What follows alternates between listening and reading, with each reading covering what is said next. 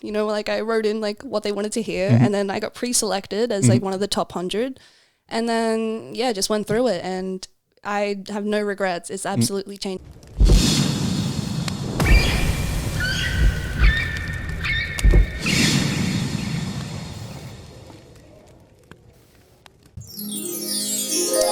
Let's go. This is an exciting one. Episode 171. And our second female guest ever. Let's go. Where's that applause soundbar? We need an applause soundbar on this podcast. I'm pretty sure there was one and I deleted it for all the stupid noises that we fucking use. We have Trosem from Queensland. Thank you so much for joining us. Thank you so much for having me. I'm very excited to be here. Awesome. I can't believe this is only our second female guest. Yeah. We need to start spreading the love more to our female listeners. You know what I mean? Insane, man. Yeah. So, little backstory for everyone. Me and Trosem have actually been talking on and off for a while.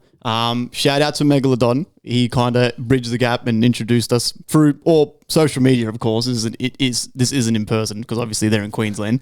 And we've been trying to, we've just been talking and just like kind of brainstorming ideas over the year or so. And it was really cool. You come down and you messaged me like, dude, I'm in the area. And I was like, bro, let's fucking squeeze in a pod 100%. So this is exciting. Before we get into it, do you want to sign the board? Oh, we haven't done that in a hot second. All right, and you're gonna be a blue marker. Perfect. Which will be the first blue marker. So give us your best celebrity signature anywhere. It can be as obnoxious or as small as you want. I'll do it humble. I'll be humble. Sign the board. Just takes up the whole board. yeah, big fucking. It's always hard that Queensland isn't far in terms of a flight, but in terms of like linking up to do something music-wise or whatever. Fuck yeah, that looks fucking sick. Nice. Our first blue signature, our second female signature. We've got Sally's. That's the coolest one, to be honest with you. It's like a bit of a signature plus tag. You know what I mean? Yeah. There's a lot of those around Brisbane. Yeah. We've got Sally on here. Yeah. That's Sally right there. Are we missing heaps of cunts? We are. A few. You said handful. This is episode 171. Yeah. There's definitely not. A lot of them are just us, but we definitely are missing a few we're missing guests. heaps of people. Okay, awesome. So you're a DJ from Queensland. I am. So what's the Queensland scene like? Because from what we've heard from Megalodon and stuff, it does feel like it's popping more than Sydney, or there's more avenues to go down, more little shows and stuff like that. I mean, obviously you're biased because you've grown up in Queensland, correct? So I was just thinking, like, you obviously, how do you think the scene is over there in terms of up and coming artists? Like, is it a lot of opportunities for you guys, or? Yeah, absolutely. I think the biggest thing is there's more independent promoters and shows. So it's not just your same group of people putting on the shows. There's so many new people that are just putting on their shows. If they've got the money, they hire a venue, they put together a lineup, they put their friends on the show. So there's so many more avenues of like new shows that you can go to. It's not just the same old. Yeah. Which in Sydney, it feels like it's like you know how nowadays they build new new estates like Jordan Springs around our ways, and do you know how the houses seem like a simulation? They're all the same house. When you go out in Sydney, it is kind of cut and paste, right? The playlist is the same. The venue has the same. It's not. They're not. There's no hole in the wall bars much anymore in Sydney, or any events that are just off the beaten path. You know what I mean? Like that do allow. There used to be back in the day. Remember in Sydney, there used to be was it Greenwood? Was it? There was heat. We're having this conversation on the way here off air. And I was saying that it's like, especially pre-COVID, it was. I rave on about this all the time, probably like a fucking broken record, but it was insane. Like it was crazy. There was shit on all the time. And then something happened during that COVID break where it was almost like Sydney government on purpose helped hammer COVID down and kind of shut everything down. And now the recovery, man, I think, man, we're fucking struggling, bro. We are struggling.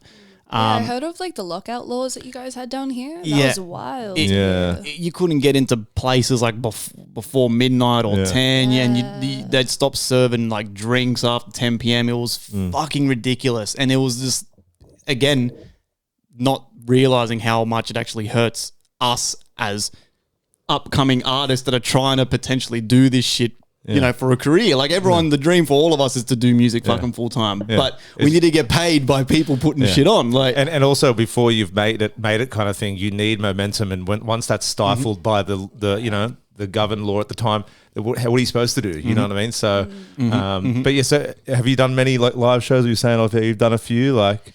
Yeah. Especially this year, it really like has just skyrocketed where I find myself averaging like a gig a month. Oh, nice. Not even a month, like a gig a week. Sorry. Like, yeah, that's crazy. Was there a specific one where you either bombed or fucked up at the start, where you were like, did you practice that much and did you get good enough that you were already kind of across it all by the time you had your first show? Look, I don't even have my own decks yet, so I don't get much practice in. Oh, shit. Oh, wow. Yeah. Oh, gosh. Is it doesn't that make the show more nerve wracking because you haven't got all your ducks in order, or?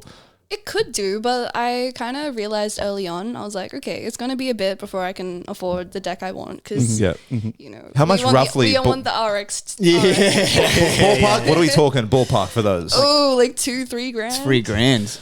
Yeah. Sometimes more. Oh, damn. Okay. I think the RX3 is like up to like $5 grand. Or Yeah. something. I Okay. don't know, Yeah. See, then I can't justify it though, because if you're going to spend that much, you might as well buy a CDJ, but you're only going to get one. So you're like, fuck, like that's what the do I thing, do? Do I spend $5,000 on one CDJ, keep saving to then get a mixer and another one? CDJ, Or- what's that? This is DJ That's talk. a proper club decks, like what we use in the clubs. Yeah. So what Mikey has is like a XD. Isn't it weird? or Why? something? What's the difference between a fucking club DJ deck and a normal DJ No, deck? have you played? You've played on CDJs before? Yeah. There's a massive difference, eh? Like your RX2s are like your all-in-one systems where the CDJs, you can kind of connect them. So you can have up to like 4 channels. Oh, okay. And you just connect them into the mixer where your RX3s or 2s or the one below that is it's all in one. It's like a computer. You just plug a USB in. You can see both waveforms in the screen. Yeah. You can do a That's lot what we more. have. That's what we all have. What we all you have. guys have. Yeah. Yeah, true. I mean, yes, I don't know. I feel like that'd be nerve wracking as being like. So you how did you learn DJing like initially? Yeah, take us Take us to back the to the start. Take us to the start because I feel like we're skipping to live shows. Hold on, Okay. let's go. Yeah, let's go back to the start, right? So before start where she was born. before even that, right? Music in general, because Yeah. you do dabble in production, right? I do see on your Instagram. Kinda, yeah. Right? Do you remember when you were a kid? Is there a love for music? Do you have any early memories? Is this a very new thing that you've picked up only recently, or is this like you've been, a musical kid essentially? Music's been in my blood. Like my family that lives in Sydney have always been very musical. You know, my uncle was in like a punk rock band in the 90s. Okay. Very much musical. Whenever they came up to Brisbane, I was always like just starstruck, be like, oh my god, you're so cool. Like, you play guitar, you play the drums. Yeah. So I think I got my first like fake guitar as like a kid at like 4. Yeah, okay. And then, primary school, I played the flute.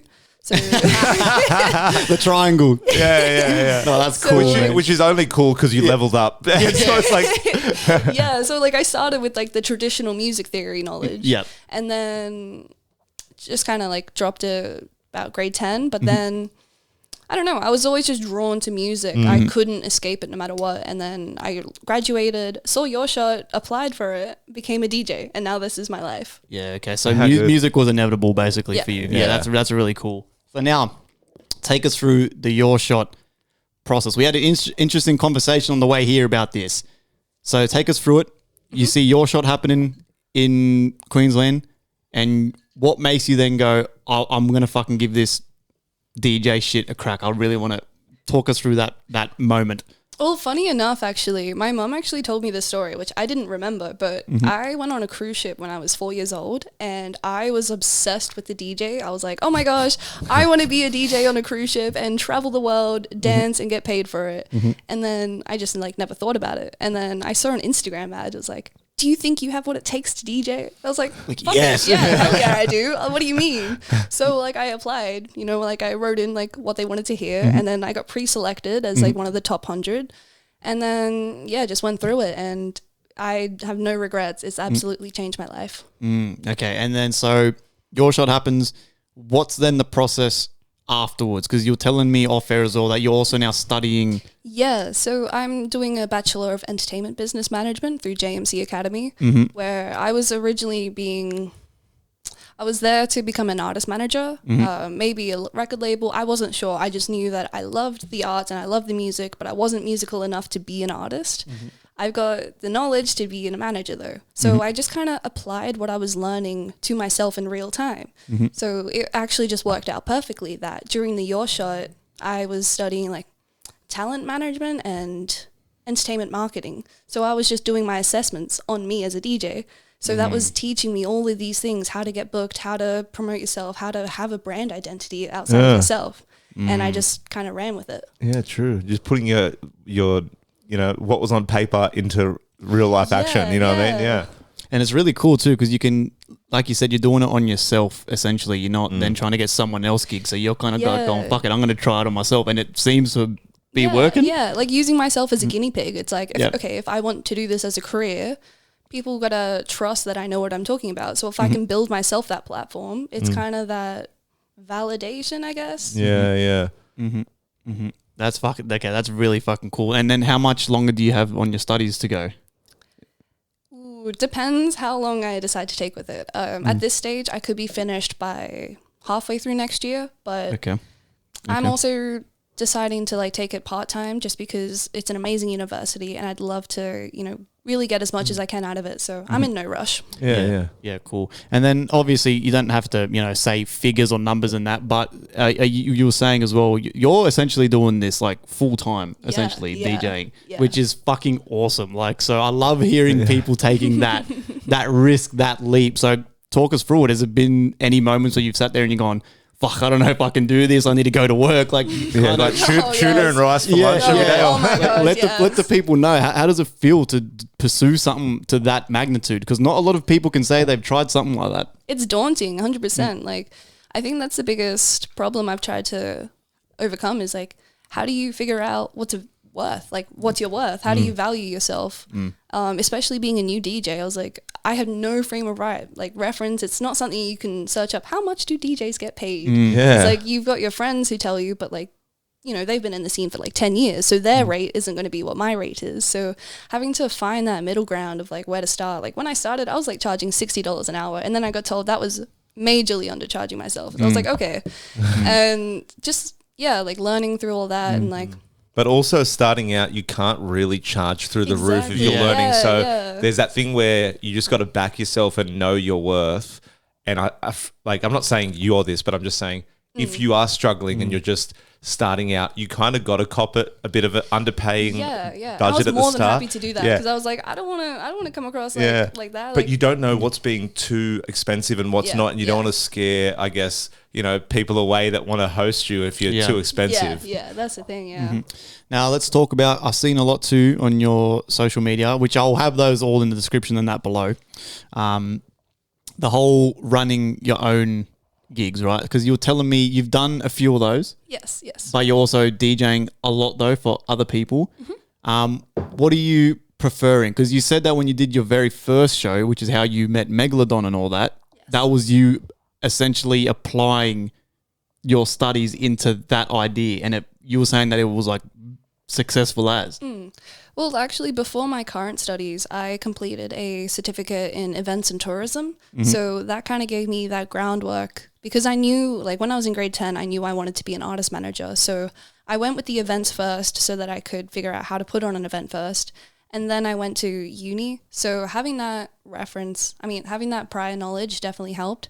I'd say I'd have about 5 years worth of classroom experience with events now, about two years in field. So it's really hard because like being a DJ, I love it. It's so much fun. Like you get to connect with people, but then with the events, it's like you're making a memory for someone. Yeah, you're like, creating it. That's something that people aren't going to experience unless you put the work in and do it. And it's like you can't compare. I can't choose between the two. It's phenomenal. Yeah, wow. Okay, that's really fucking cool, man. Because usually when we talk to people like this, they're just the DJ. Yeah. Which we've dabbled in our own events, right?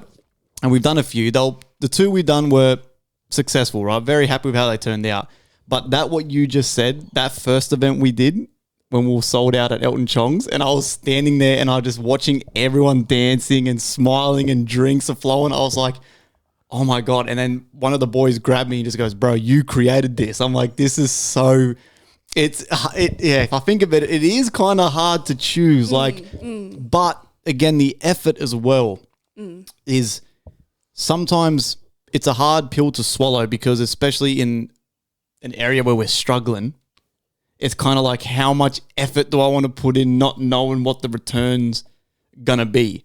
Have you ever done an event that completely flopped? Well, not flop, but I mean didn't perform as well as you expected? Yeah, like not to come across like rude or anything, but I'm so excited to hear any it's almost like if a comedian, if I met a comedian, I would want to know about their worst mishaps, at least at the start. But it doesn't sound like you had that many. I think it's because of my intentions with it. Like, I don't put on an event to earn the money. I don't do it to be like hype or anything. Like, I feel like every event I've put on has been a huge success because I've been able to have that moment where I step back and I look around at all the people mingling and be like, I did this. I brought these people together. And that to me just makes every event I do a success. Although I will say, but I did an event for my birthday this year. I didn't want to do a birthday party, but I wanted to bring everyone together. So I put it a double decade anniversary party because I turned 20 this year. And I was like, you know, I don't want it to be all about me. I'll have it as an open decks and I'll have it as an open mic. We'll switch between the two. But I didn't organize it properly. So it was so overwhelming. I felt like I was letting everyone down because I hadn't put it through like a regular event. I didn't put the energy into it like that because I was like working on so many things. I was just like, this is the venue, this is what I'm doing, I'm gonna do it, like let's just send it. And it was your birthday, so it kind of still was your party though, right? So yeah. already you're having that, like, because I know Chloe, like Iggy's partner, like she gets the same vibes as well. If she's hosting something like your engagement, remember when you're hosting anything, there's already that added pressure. But then you're actively making that choice not to make it about yourself. Like, except hey, I'm guys, calling it the Trosem double decade party, and they're like, "Oh, what are you celebrating? Like, what's the anniversary?" Low key wanting everyone to know it's your birthday, but then just being like, "Hey, it's not about me." So as in, is that just your own feelings of how you felt though about the event, or was it generally like, nah, this is the event's ass? Like, no, it was genuinely just me. I was gonna say everyone was having a good time. Okay, cool. Like most things, it's usually all in your head. Do you know what I mean? Like if you're opening it enough. 100%. Because it felt like I was like still working. I was like work mode. I was like, no, this is my birthday party. Like I should be like having fun with my friends, but I'm like running around, answering all these questions. You're and, fake smiling in photos, like my DJs. I was trying to mix dubstep in from drum and bass. Like the person before me was playing jump up, and I was trying to like mix into dubstep, and I was like, I just cut it. I was like, guys, it's not happening. I have a set. I'm just gonna restart. Let's start fresh. Nah, bro, that's my favorite way, man. I'm telling you, when the guy before me and I get on there, I just love doing the whole. All right, fuck off, man. Let's go. Let's get. My name's fucking whatever the fuck. We're going. Boom. And I guess it's hard to beat match on dubstep compared to some other genres, right? What is the worst clash? Like, what's your worst nightmare in terms of if someone was like, mix this genre of song after your one? Like, do you know what I'm saying? Like, what's the worst clashes? Would it be like drum and bass verse? Good question. Do you know what I mean? Like, look, I can't lie. I've played a set where I started in house and I ended in drum and bass. Like, I absolutely love challenging myself like that to explore through all the genres, really, and like finding those songs of each genre where you can just like level up in each. So like you start with house and then you go up to like a bit of a groove and then you go into your trance and then from there you go to techno, maybe dubstep, and then you go to drum and bass because it's all like in the increments. You just slowly like. If you move the tempo slider a little bit, people don't hear it. No, that is true. But I think definitely it's when I get thrown off when like, I don't know, I'm doing like a dubstep set or something and then one of the boys jumps up and then plays like fucking, I don't know, fucking like a hip hop song or something. I'm like, oh shit. And then I'm trying to, but that's just, again, because in my head, I like challenging myself to go, fuck, can I actually make this sound nice from like 100 BPM all the way back to like 150 BPM? You could probably make it pretty sound. So someone that doesn't have... You guys have the ear for it, right? You guys could definitely... It's like when a tattoo artist... Do you think no tattoo artist ever fucks up? But they do. But they just do a very good job at like covering it up, right? It's like all improvisation. Yeah. Whereas like there was one live show we did and our friend Mobsy, shout out Jake Mobs. This is our first show, Our first show. I've been practicing a lot, right? And I had it down pat. But there was this one little bit where...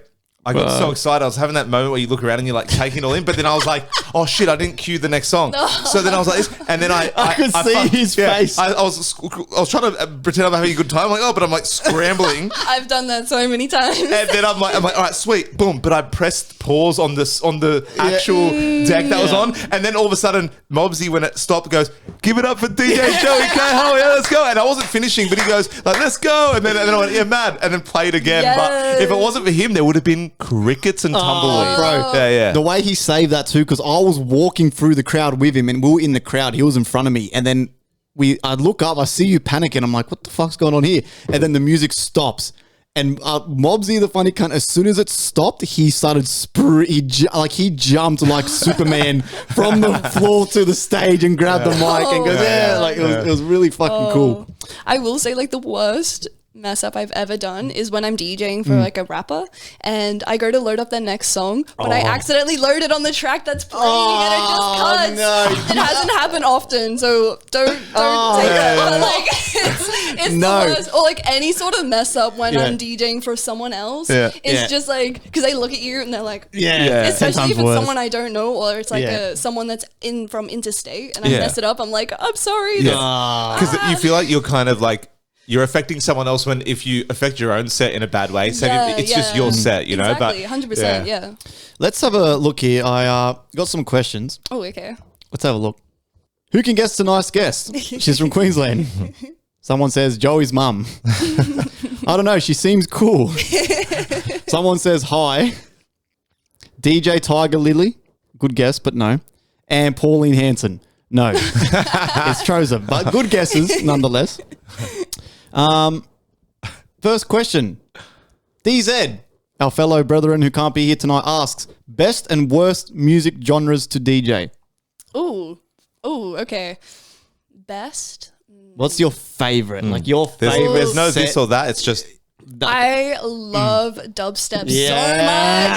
I love getting like filthy with it and just like throwing yourself on stage. Yes. It's so much fun. Fucking so much oath. fun. Fucking oath. What's the worst? What's a genre that you've done and you're kind of like, because look. Commercial.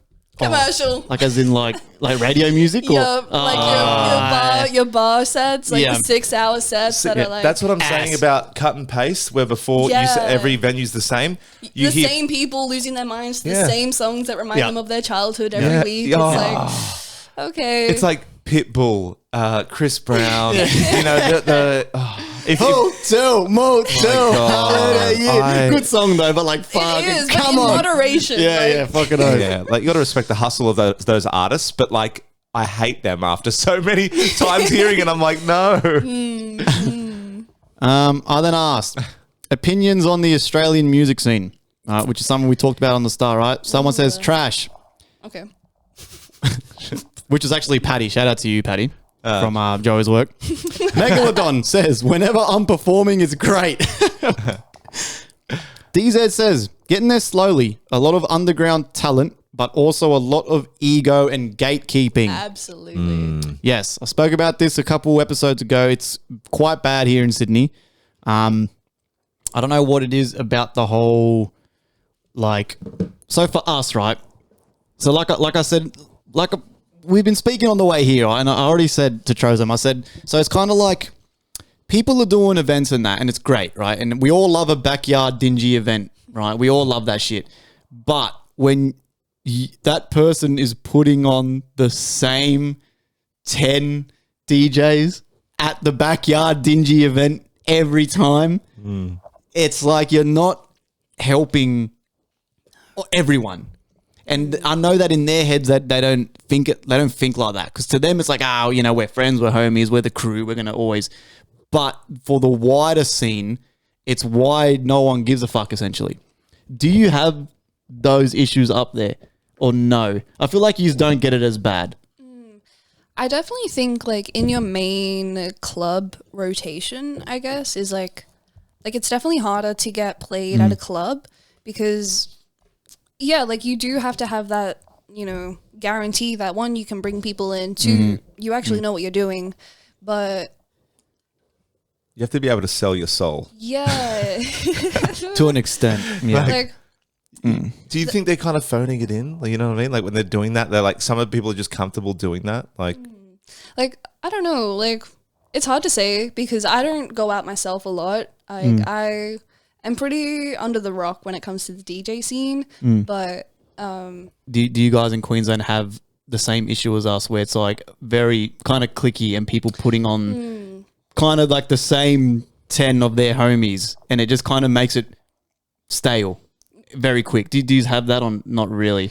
Definitely in some circles, like absolutely. But I feel like you'll get that anywhere. Like I said earlier, it was like with the amount of independent show promoters that you have or show organizers that you have, there is enough to keep it fresh. But like I said, to try and get into the club scene or get into like the more higher up events in Brisbane, it's definitely tricky. Like it absolutely comes down to a case of who you know and not what you know. Like that's an age-old story, but it couldn't be more true. Yeah, it's the same here as well, really.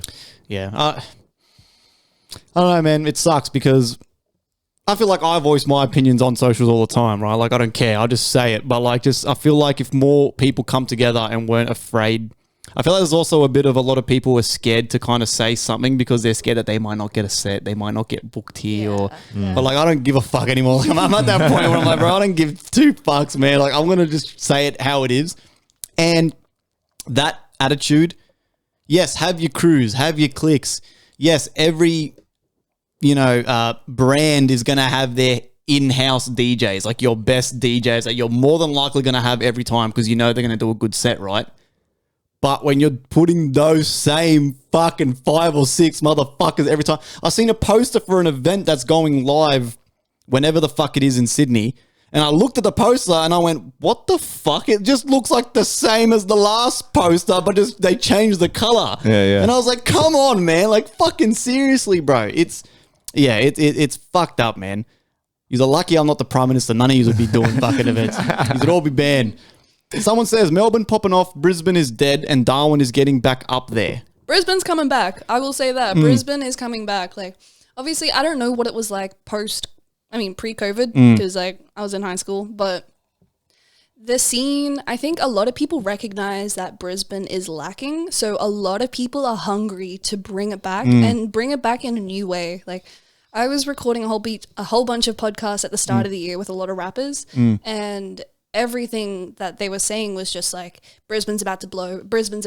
Everyone can see it. Everyone can sense it. And this past year alone, like there's so many new collectives, so many new scenes, so many new ways for people to access new live music. And it's just the beginning. Like imagine what it's going to be like this time next year. So it's Brisbane's definitely coming back and we're making sure of it.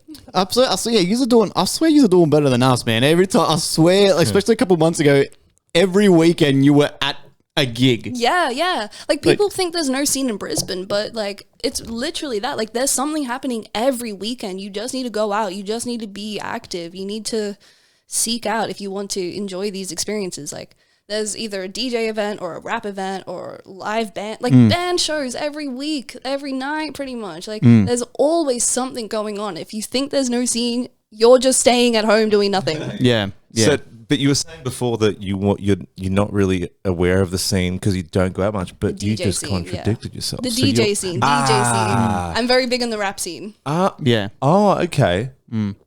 So wait, most of your shows are DJing for rappers? At this stage, yes. Oh, nice.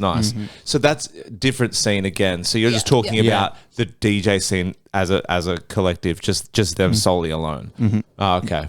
So, but that's pretty good though, because then it's all about networking. If you're going out and doing shows like that, the only way you're going to get known is by doing that. You kind of always got to be there. Do you know what I mean? Yeah. Even if it's not always going to be your night, or maybe you're the better show that at the next one, or maybe you just every time's a banger, you know? And then you're like, okay, I'm doing good here. It's like the longer you are in the game, that's how you're gonna, you got to be in to win it. And I feel like a lot of people underestimate the power of just supporting before someone supports you. Like a lot of people just think because they're good, they deserve to be put up on the stage. No matter what you do, whether you're a DJ, whether you're a rapper, a band, like if you're not active in your scene won't be active towards you. Yes, yeah. And if you don't clap for others, if you're not one of those people, it's you're probably never going to get your turn. Do you know what I'm saying? Yeah. Or like I think that karma, that karmic energy, that energy you put out. You know what I mean? If Absolutely, you're constantly like trying to put everyone down just so you can get ahead. Yeah. Yeah. It's what you're stronger together. You know what I mean? As a culture. I then also asked, because this is a big one for me too. Why do so many DJs not get into production? Because with how many people DJ, I thought there'd be a bigger wave of people that are into making music. Because isn't like that, my mate's doing a course, music production. Don't they teach you how to DJ? Isn't music production, is there a thing, I might be wrong, but when you're doing music production, isn't that kind of, they get you on the decks a bit or no? Is it a similar thing? Like, No, so I thought they kind of mutually exclusive, like eventually no. So I studied at UWS audio engineering and sound production, and we did not talk about a DJ deck once. Oh, okay. I reckon if I brought up a DJ deck to one of the teachers, I would have got backhanded. Like, shut up. Like, Even though that's like kind of the... nah, because you get taught more like working for live events, rigging up lighting, rigging up microphones, rigging up speakers, and more kind of that. That's kind of like the nerdy side of what you do when you study it. Okay. I will say though, like having that music theory knowledge really helps as a DJ because it's like, especially with your phrasing and your beat matching, like half the time I don't even look at the waveforms. I just hear it in my head, like the 1, 2, That's 3, crazy. 4, and I just press play and it lines up. Yeah. It's like, Yeah. I've like, it's like I said, like music is just so in tuned with like my being. And It's that's like, probably why you could not wing the events you do, but you know, I absolutely win it. Half the events I I don't was prepare a going set. to use that word, but I didn't know if you get offended. But like you said before, that music background, that's probably the only reason why, because it comes to you naturally just in your head. That's why you're able to kind of think on your feet so quick. You know what I mean? Yeah. And like music's so fluid. I try to loosely prepare my sets because like if I get so like, you know, hyper focused in like making the perfect thing, that builds more pressure on the night where it's like, if I mess up, oh no, I've missed my cue point, like, frantic. Where it's like, if I don't do that, I just know the song, I know where I would want to come in. It's more fluid, I am more adaptable to it. And it's like, I don't even mix with headphones, you know, like I just send it. That's crazy. I feel like that's like, I'm not a DJ, but I feel like if I was, it's like doing the podcast with no headphones, I reckon. If I was DJing with no headphones, I feel like I need them on. You know what I mean? Even though you don't all the time. Yeah, see, I feel like my bloody origin story of me not being able to commit to anything in terms of like picking up something new stemmed from me learning guitar in school. And I played hot cross buns to my drunk. My teacher used to drink all the time, and he got expelled. He got not expelled, like he's a student. He got fired eventually. But I played hot cross buns to his drunk ass once, and I got a B. And my mate played Metallica, and he got a C. And I was like, and I remember just in music, B for buns. Yeah. Like music just didn't really come to me in terms of like all the chords and like this and that. It was very clunky, and I felt like I had to force it. And maybe that was just laziness or my ability to like my mind just go off with the fairies sometimes when I'm doing something like that. Yeah. But I feel like even with DJing, like put it this way. I'm not even a good DJ, but I'm a better DJ player than I am a guitarist. You know what I mean? Put it that way. But like even DJing, like I really had to focus and zone in on it. Like I couldn't just rock up to a show like yourself and wing it. I had to literally, I used to write on my notes when I was going to roughly mix it. That was my first ever set. I had the notebook out. You can see it in the YouTube And video. do you know how nerdy it is for a DJ not to just be vibing on the guitar, but then to look at his phone to go, one minute. You know what I mean? Like, Yep. Some people are like that though. You just need a bit of extra preparation to kind of execute the idea a bit better. Because if I'm at a Helps with show, confidence. I want to see a DJ that's loose and not even thinking. But if I looked up at the DJ and he's sweating, and he's like, you know what I mean? I'd be like, oh no, this is. You know what I mean? It's like a hairdresser not knowing what he or she is doing, and going for gold with the scissors. You're like, what are we about to be in for? Yeah. So like at my shows, I'm loose and I'm sweaty. Yeah, I'm working on but the the good set. kind of sweaty. Yeah. You're not like anxiety sweaty. Yeah. You're just going hard kind of sweaty. Yeah. So, all right, to that question, which we just touched on a little bit, you actually answered short attention spans to the why do DJs not get into production. So is that, so kind of like what you just explained, is that what it is for you when it comes to trying to actually make like a song? Yeah, because like in my head, I can hear the song, I can make it in my head, but then The problem is trying to sit down and learn how to use FL Yeah. is so like anything. Like that's why I make beats on my phone because it's so easy. It's just like a little phone game. Yeah. But taking the time to like process that information is like that just puts me off. That yeah. So yeah, because it's like you've kind of had a background knowledge. Like you're probably the most involved with books DJ I've ever met. Do you know what I mean? In terms of, you were saying before how you studied and this and that, but then just that you were just like, yeah, if I just focus on something for too long, I just can't. It feels like you're like you're very hands on and it takes effort. I'm not saying you don't put in effort, but you clearly have that calling for music and DJing, and I think that helps that natural ability, because I feel like the ones that excel in anything, bit hard work for sure, but natural ability is always a fucking win. Do you know what I mean? Like, and I feel like you just have that, you know what I mean? So like I definitely see myself getting into production, but like because it's like stick to it, man. Yeah, like I'm at the start of my career. I don't want to start everything at once. I don't want to start being a DJ, start production. Like I do so much as it is. Like I barely have time to sit down and watch Netflix, you know? Like I don't like so I'm just we'll see how we go. Yeah. Zexa says laziness. Yep. Yeah. DZ says barrier to entry is too high. Too much is going on when you're trying to make music. If they can get success DJing, why bother? People want shortcuts. Yeah. But then it's like if you want to get into that festival route, then like you need that production, you need that unique sound. Something that people aren't going to hear anywhere else. I feel like you can be a DJ without being a producer, but you can't be a producer without knowing how to DJ. Can I? Right? Yeah. You know what I'm saying? Yeah. Like how? Let's be honest. How far can you get being just a famous DJ without at least making a song to play to the people? Yeah. Like even for example, DJ Tiger Lily. She started off her career just DJing other people's songs, and she got massive in Australia. But even now, she's got like songs. Even if you pay someone else to do it for you, you need that product to give the people, because you can. I believe you can only go so far just DJing other people's music. This is going to be controversial, whatever. Fisher.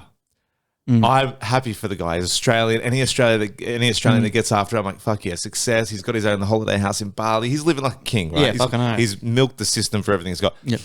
But World Hold On, not his song. Remixed it a bit. I'm like, okay, cool, not his. He's made a bunch of his own songs, right?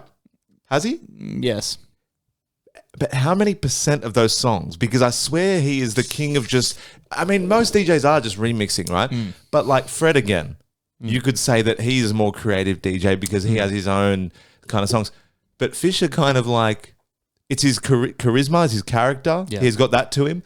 But I don't know. I was like, oh, great. Love that for him. But I'm like, his songs never really make me go like, oh, like... crazy. Do you know what I'm saying? Yeah. Like it's good to have on the background. If I'm having friends over, we're having a bit of Doritos and dip and shit, and everyone's like, and then you hear "World Hold On," that'll carry on, whatever. It's background music, but I'm not losing my shit. Do you know what I'm saying? I've seen him live. Good vibe. He's doing this all the time. He's like, he really gets you going. He gets you G'd up. He's like, I'd love to go out with the guy. He'd be a mad hang.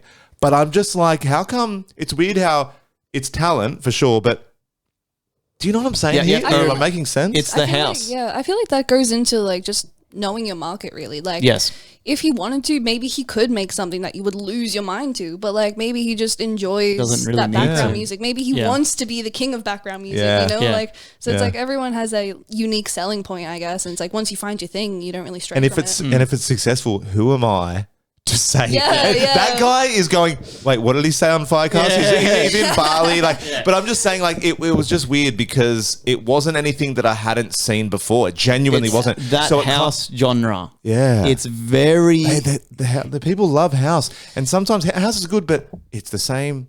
Listen to me. You can get I like the dub. Like it used to be trap for me. Trap was kind of... It's outdated now a little bit, but dubstep now, it's like... Bro... Dubstep, hard as fuck to make, right? Let me tell you right now, right? So a lot of people don't like doing it. But with house, you can get any fucking sample you find, change the BPM to 128 and put a kick that goes... It's going to sound good. Maybe a little like hi-hat build up. It's, oh my God, did you hear that hi-hat? Like, you know what I mean? But so it's almost like... I don't like saying this because it comes across as really mean, because I don't mean it like this, but it's almost like a ginger way, like a ginger tactic. Like a Ranga tactic? Like a... Almost. Like trying to make... People that have red hair? It's like hard techno or trance. Same thing. You get any sample, any vocal sample, any guitar, any fucking flute, triangle. You get any sound and you change the BPM to 145 or 144, whatever the BPM is for techno, and you put that techno roll, the dung, dung, dung, dung, dung, dung, it's going to sound good. It's the same with drum and bass. I love drum and bass, but every drum and bass song I make takes me about a couple hours, minimal work. You just find a cool sample, change the BPM to 172, add the dung, chick, dung, dung, chick, and then even Chloe's like, "Oh, that was quick." I'm like, "See how easy it is to do drum and bass," and that's like coming from me, man. And I'll be the first to say production's fucking hard, but it's also not that hard. Like you can look at Sarah Landry, whole career's built off using Splice samples. You can go on Splice and type in melodic vocals, and on like the first or second page, you will find a lot of the voice samples that she's famous for. Yeah. What's that song? If I can never heaven or whatever the fuck, and everyone loses their shit to it. That's that's like on the Splice homepage, bro. And I'm not bagging Sarah Landry either. Like it's, you know what I mean? But you could make a song quite quick, man. I make one on the train. I have like an hour train trip and I just make it on my phone. Yeah. I upload it. Like I have a series on SoundCloud called Train Beats. I've also just started my plane beats because I've like they're not the best, okay? But like that's the whole premise of it is like I'm not trying to make it the best. I just want to like show what you can do in an hour. Yeah. Like I just make a cover art, I make the song, and I upload it to SoundCloud. Funny. I don't think about it. Most people read or doom scroll on TikTok, and you're over here on the train beats, making beats. Sitting in the train, like in the background. Dun, dun, next stop. I did actually sample that for one of my songs. Like, do you see yourself? Your station, prepare to disembark. Do you see yourself diving deeper into production one time? Yeah, definitely in the future. Like when everything settles down and like I'm not as hands-on because like I'm in my foundation years, right? So I've got to put in the work to build the start of like what's going to carry me up. So when I'm at that point where it's not all hands-on, I'll have like a few hours free to like go learn how to produce. But you also need chill time as well. Like, what's that? Are you not a big like? It doesn't sound like you're like a movie or a show girl. Like, as in, like you're not like a Netflix or this and that. Or you like, I'm assuming you don't read because your reading is essentially either studying up on production or just doing DJing. I do read, like, but the thing is like I love knowledge and information because like knowledge is power. Knowledge is power, man. This world is very overwhelming, and the only thing that gives me clarity in that is like knowledge. So like if I know what's up, then it's like okay, I can figure it out. So if I have a spare moment, I'm usually like even listening to lecturers, so like Alan Watts or Jordan Peterson, Carl Jung, all those sorts. Like even in my chill time, I'm still like cramming my brain with knowledge, but I'm always like, no. See, you're similar to me, man. Like I can't even, my chill time is I finally sit down to watch Netflix with my partner, but I'm on my phone looking at like production videos or like fucking financial fucking advice from fucking Billy the fucking Jimmy from fucking YouTube. It's fucked. Then I also asked, last question that I asked, what inspired you to get into DJing, making music? Fox Bailey, shout out to you, man. I caught your set at one of the Shook Crew events. I think it was the same one that I played, actually. Awesome set. He says, the glowing MIDI pads looked fun to press and the rest was history. That's true. Dexter says, I wanted to make cook shit. I don't know what that means. Does that mean maybe cool? Maybe cool shit. Okay, yeah, that must be a typo. And then Megalodon says, 8 Mile inspired me. It was the first time I had a good outlet. Yeah, see, that's a big thing with rap, hey, that like a lot of people don't realize is like people hate on rappers so much if they're like trying, but it's like that's journaling, that's emotional regulation right there. Like that's people processing the things that they've gone through. So like if your homie's putting out a song and it's bad, don't hate on them. Like encourage that. Put it this way: there was a lot of guys in high school, right, that started sitting on the bus with their Dre beats on after 8 Mile, looking out the window on a rainy day with a notepad that was like probably had dicks on it or whatever immature shit they're doing. But they're like, I'm rapping. Like I wasn't even a rapper, right? But I watched 8 Mile and I was like, I can do this. I've come from the slums. The next minute, I've grown up into like a cushy as childhood, and I'm like, I've had it so hard.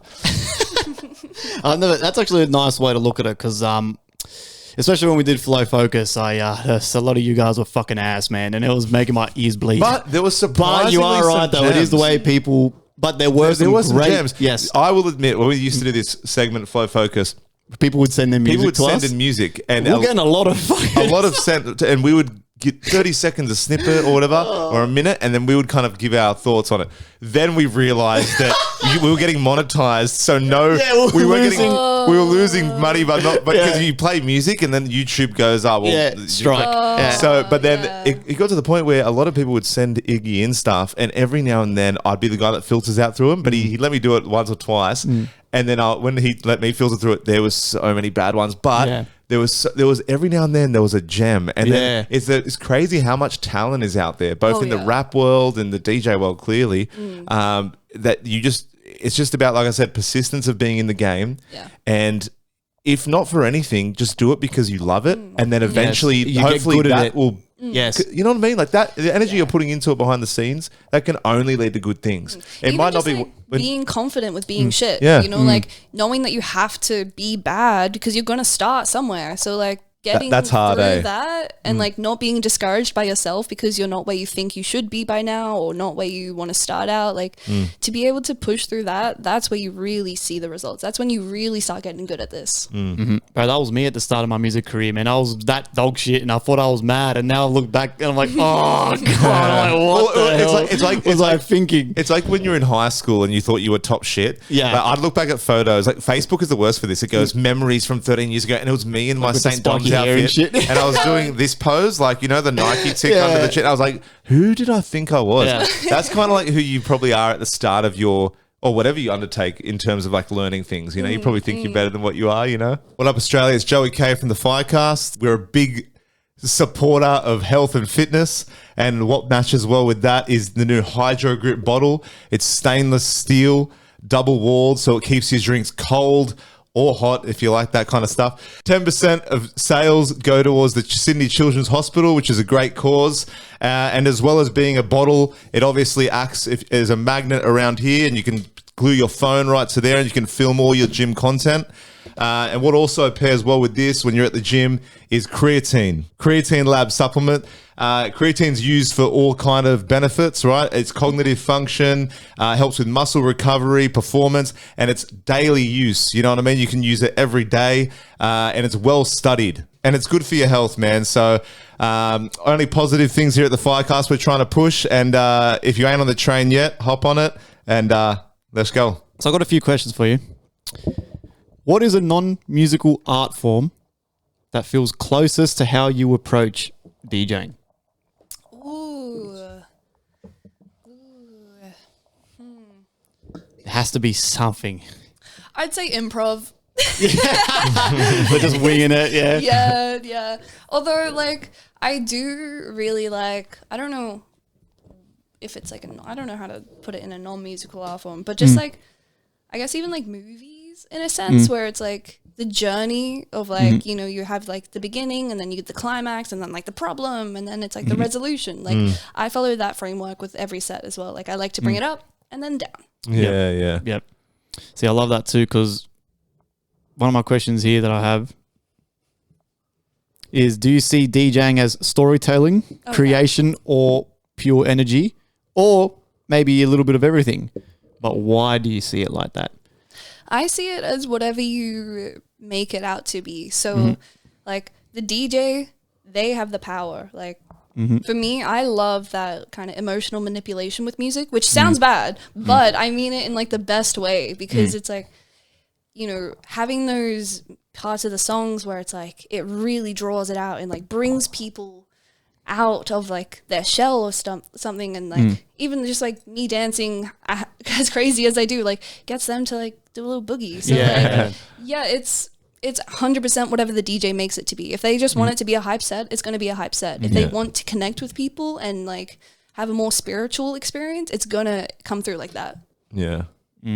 That's what I mean. I felt like you right, hit the nail on the head there, because like I feel like the DJ behind that booth, if they're a good DJ, right, it's like they have mind control over, and there's like a bubble. Yeah. It's like where the front entrance doors start to inside the club.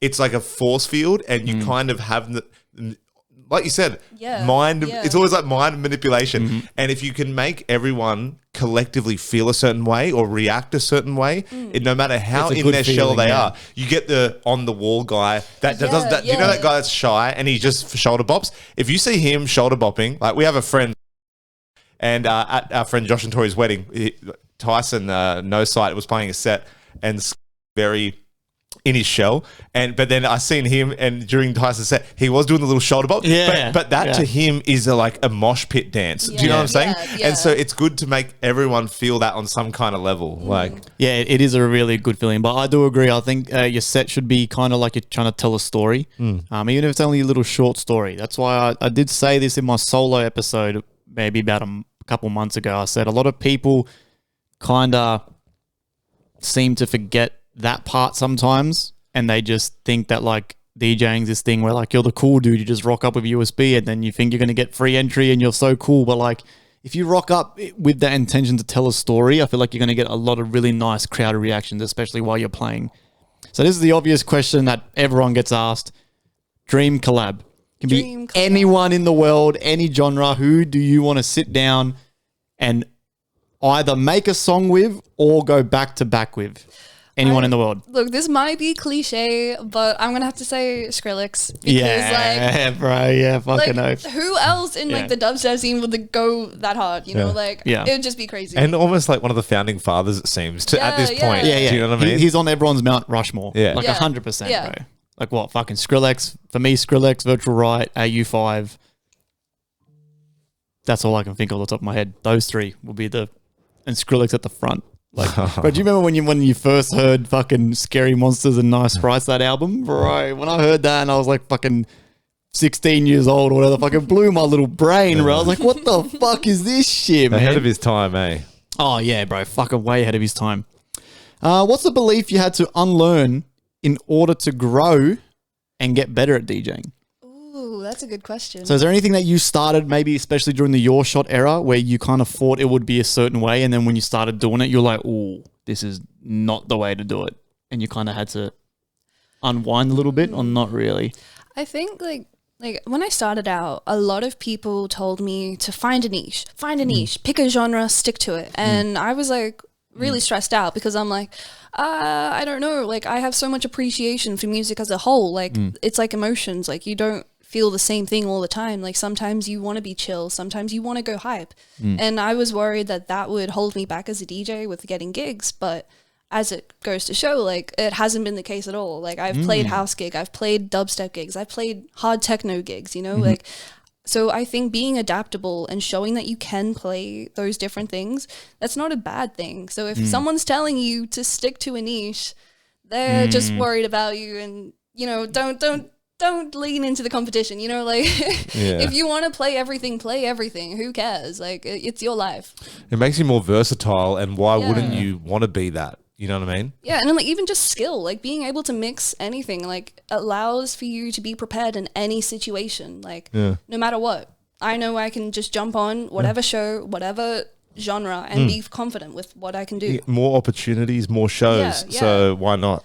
Like you're not in a smaller competing market. Like there's so many shows you can branch out to, apply yourself to. It's not just like, okay, I'm just a techno DJ, so I'm only trying to get techno gigs. It's probably going to be harder. Yeah. You'll probably just box yourself in, if anything. Exactly. Like, yeah. Unless you're in like, you know, Europe, the Netherlands, where you know you're going to find drum and bass gigs, techno gigs, fucking soap opera gigs, but it's not like that here. No. So yeah, you definitely have to be versatile. Yeah. How do you balance making mixes that feel authentic to you versus making mixes that are best for the dance floor or the gig you're playing at? Have you ever sold your soul sometimes in the term where you go, fuck, I really love these 6 songs, but I just know you're not going to get the reaction, so you kind of sacrifice? I do that shit all the time. Is that something you deal with? Or like not so much nowadays, but like when I did start doing like the commercial stuff, like I was playing at Rick's, like up in the valley, and that to me felt like I was selling my soul in a sense, because I'm like, it felt like a chore, like standing there for 6 hours. You don't get a break. You know, if I wanted to go to the bathroom or have a quick smoke, like I'd put on like a 6-minute song and just quickly like go rush. But like that to me, I didn't like that because I just felt like anyone could do this, right? So pretty much 90% of my songs come from SoundCloud free downloads. Yeah. So I just put in like my favorite artist and then free download. So like, Yeah. you know, I've got a lot of XXX Tentacion remixes, Yeah. a lot of Suicide Boys. There's so many Suicide Boys dubstep remixes. So I just find songs that are already in my rotation, in my playlist, and like, okay, where's the remix? Where's the version of this? remix? And then that's how I balance it out. Like, and then I guess that goes to show in my sets because people pick it up that I really love the music I'm playing. So it's like, it's even more connecting. Yeah. Yeah. I'll give you guys a little tip. Aspiring DJs, you want to look for new cool music? Go to your favorite artist SoundCloud, but then go onto their likes. It's all public knowledge, and the amount of songs I have found is, you know, Virtual Riot going through his likes. Oh, what the hell? Okay, great. Conductor going through his likes. Oh, shit, okay. AU5, what's this guy liking? And that's the songs that I use. Little tip there for you motherfuckers. What's the set that you've done that you can remember that you're the most proud of? Ooh, okay. Ooh. There'd be a few, right? Yeah. So, okay, first of all, it has to be like one of the most recent ones. I played with Pulso Events. There was a warehouse rave, and it was like I got to play like psytrance, and it was really cool.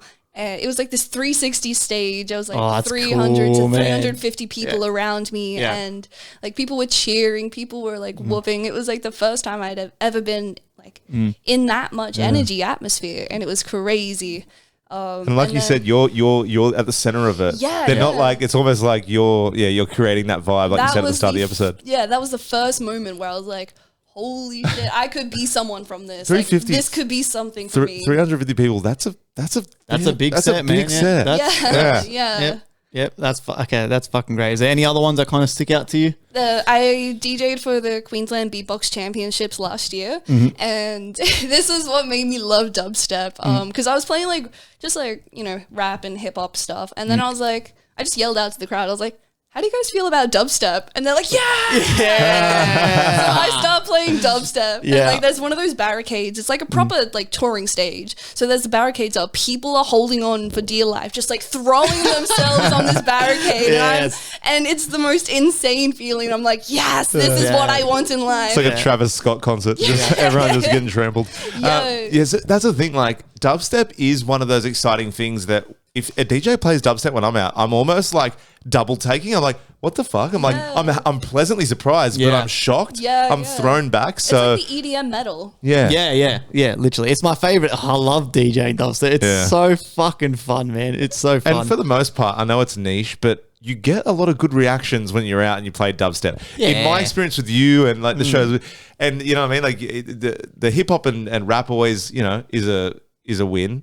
But I'm telling you, man, like the masses will form for dubstep it just shows. Makes people filthy. Like, it brings out the animal. Yeah, Like, and you don't have to know the person just dancing next to you, but you're just like, you know, you both love it. Fucking oath. What's one tip or hack you use in your DJing? So something you can share. Is there a little trick? I'll share my one. Okay. I abuse the auto loop function. Yes. Bro, every song that I've got playing is looping something, or it's about to loop at some point, and then I use that to kind of transition out of. That's my hack. Honestly, 100%. like that's why I'm so confident with what I do, because it's like that when you find that like basic framework that works every time, you master the basics. It's like you can do anything. But the biggest thing I do is like the 2-to-1 rule, where when you're mixing is like, obviously you've got your highs, mids, and lows. So when you want to bring something in, you just drop one of them and you bring in, like, have one on the other side. So you have two playing on the track that's already playing, one playing on the track that you're about to bring in. And that 9 times out of 10 will sound good. Seamless transitions every time. Yeah. So I like to do, if I've got one song playing and I'm going to bring in the next song, I don't like to do the little transition because to me it sounds a bit too like corny. You can hear the transition. I'll have this already there. I'll have the bass knob down, the mid down, but the high is still up, and I have all these three playing. I hit play on this one. So you can only just hear it, but it's still clean, and then I'll flip the basses. And then I'll flip the mids. And then that's how I kind of do it. Because I don't know, do you do it like that, or do you do the whole transition I do thing? both. A bit of both? It depends. So like a lot of like especially songs that have their soft moments where the bass drops out, that's the perfect time to bring in the bass of a next song and you line it up with that drop. Like and even like the highs are very easy to mix together because especially if you have the sweep filter on, it has this like really cool undertone and then you can just kind of like just fade it in without people really recognizing it and then all of a sudden you're playing a whole different song. Yeah. Yeah, so I only started doing that It's so funny. recently too, the whole not fading. I used to be a big fader for ages. Yeah, I mean, like I said before, like I'm what you remember how you said you don't like doing just the normal fade when you bring the next deck up from zero. That's what I do. I just kind of like let them kind of fade in like that. But I am the biggest cheat code person you could ever meet when it comes to DJing. But I feel like I'm like, Do you have the beat sync on? yeah. I have the filter. It's the filter button for me. It's the filter button, and then that's it. But but I like being there and being a part of it more than anything, and and even me being that first start off DJ that. I'm that first DJ where people just start walking in and buying drinks and then they just start talking and blah, blah, blah. And I'm happy to be that guy. I don't want to be, I know I'm not center of attention material in DJ, but I love being a part of it. I love the energy, like you said. And the joy that you get out of being that orchestrator of vibes, right? Yeah. It's a big responsibility. It's funny with me because the responsibility you have as a headliner DJ or whatever, compared to me is nothing, but in my head I have that false sense of confidence where I'm like, no, I am just as important as the last DJ, so I will open like a motherfucker. And then I feel like every time we open, I swear the opener, it is a bit of a responsibility because you have to set the scene. You got to start it's people's first impression of the event. And it's because if I'm not good enough that people have to focus on my set heavy, but it's like. I can be good where you're distracted by conversation and you hear the beats and you're like, okay, it's nice. But then when it is time to zone in on you guys playing, that's when you got to have all your, your T's crossed, your I's dotted, everything, you know? Yeah.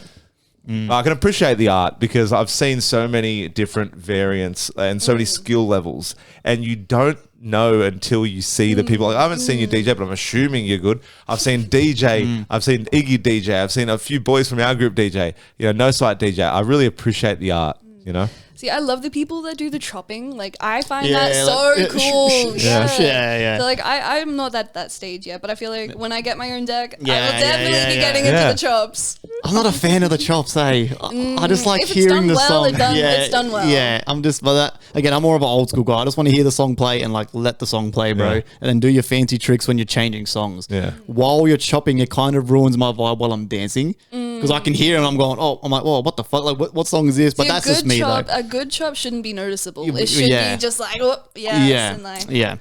So I've got two more questions for you before we'll wrap up because you are also going out tonight. Yeah. Right? So you're a busy woman while you're here in Sydney.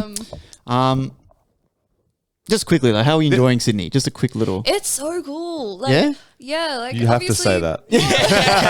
Like being in Brisbane, you always hear like, oh, Brisbane's so far behind. Brisbane's like dead, and it's like, okay, but like, what does that mean? Because like, I see Brisbane, and I'm out every weekend. I'm doing stuff all the time. Like, I don't get what people mean, and then I come to Sydney, and I'm like, oh, I get it now. Yeah, here's like, a bit. It's a bit more hustle and bustle here, which I don't like though. Sometimes it's very overwhelming. But like, even the graffiti around is like phenomenal. It's so vibrant. Like, you can just tell it's like a lot more creatives in Sydney. Yeah.